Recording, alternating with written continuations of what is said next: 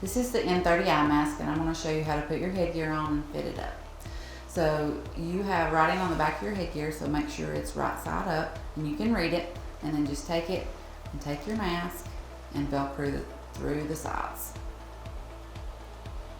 And it just Velcros to itself on either side.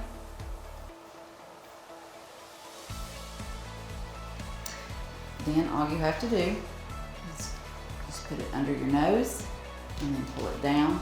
This tube will go on top of your head, and then this one goes in the back. Once you get it on, you just take your Velcro straps and you're going to tighten it until it's comfortable. You don't want to pull it too tight so your nose is pulling up or anything like that. So just tight enough where the mask is sealing well. You'll go ahead and then attach your tube in here. You do have a quick release up here, so if you need to go to the bathroom, you can just squeeze the sides, leave your mask on, come back, and then reconnect your tubing. There is exhalation ports here and on the front of the mask on this one. Those are normal leaks that you will feel. That lets the carbon dioxide out that you're breathing out, so it clears the mask.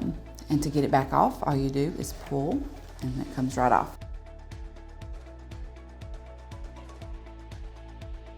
You do want to wash your mask once a week in mild soap and water, and that's the entire mask.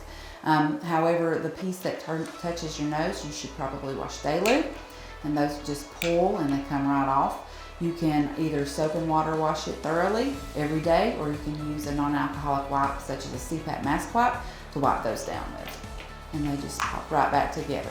When you're reassembling, you'll notice only one side has arrows, where the other side did not, so that's how you know you're putting it on correctly.